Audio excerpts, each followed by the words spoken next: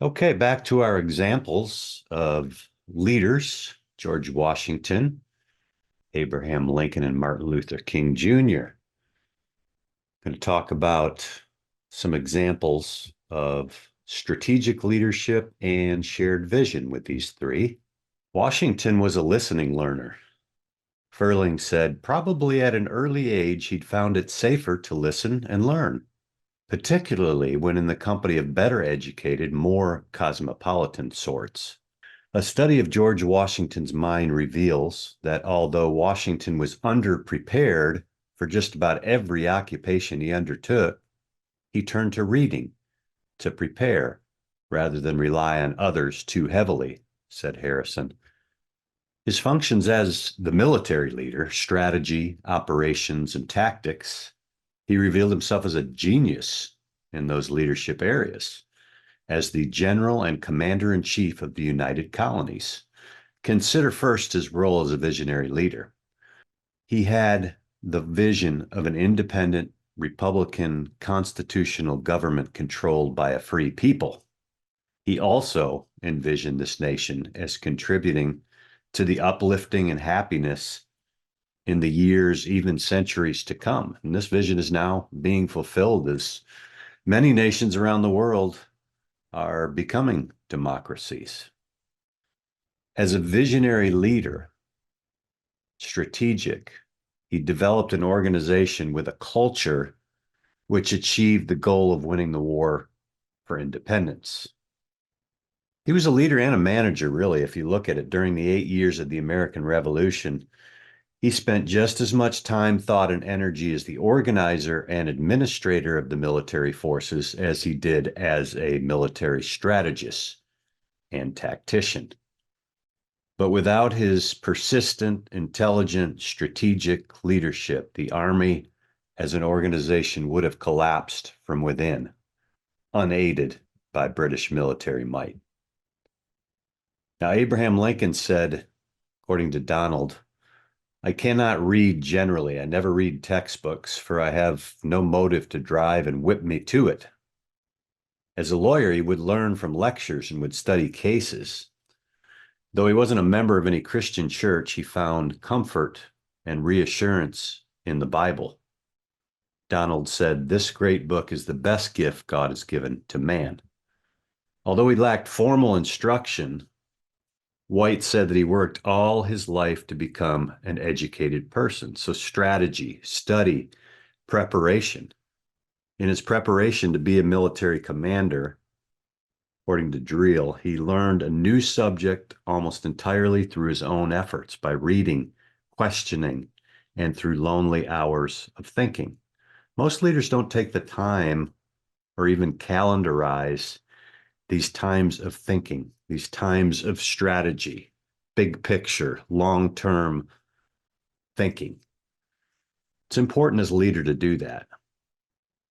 It's easy to get mired down in the day-to-day and tactical execution, which is important as well.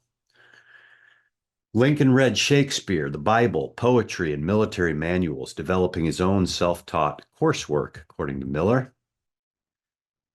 He shared his learning as a teacher and mentor. He was gifted, according to Phillips, in influencing, guiding, teaching, directing. And he was also learning from others. That's a key part of being a strategic thinker and leader, is not doing it in isolation, but learning from others, making it a shared vision so people recognize their fingerprints on it when it's deployed.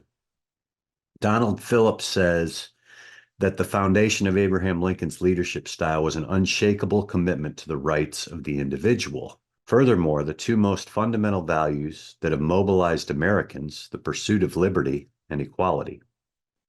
Lincoln had a clear vision, clear strategy, and communicated this vision to America. And it wasn't just his, it was a shared vision. He set his goals, he preached his vision, and he accomplished his mission.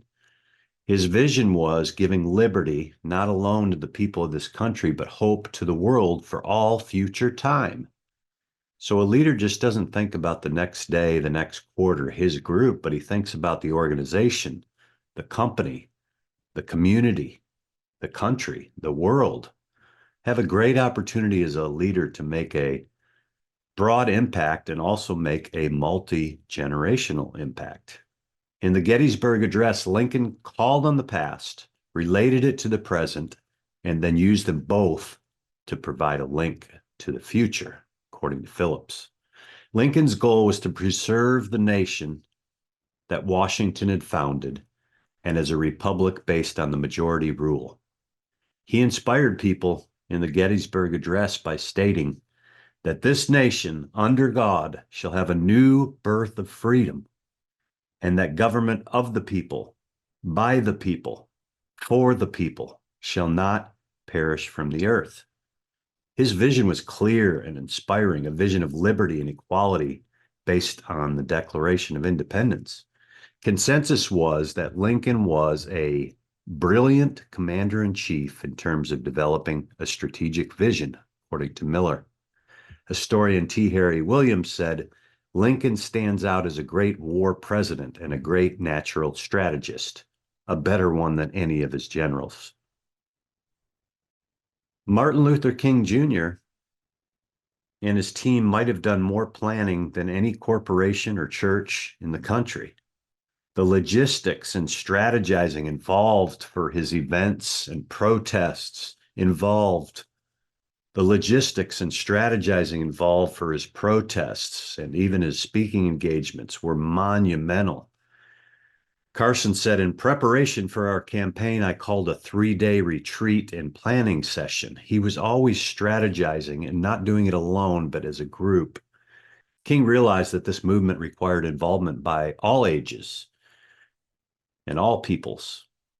He was talented at mentoring and teaching young leaders. Branch said that King embraced the students for seeking out a nonviolent confrontation with the segregation laws. He also said that college student sit-ins and protests were critical to the success of a sustained campaign. It was part of his strategy. The college students, the protests, the locations. On the Morehouse campus, King joined student leaders, and Branch said their spirits were high.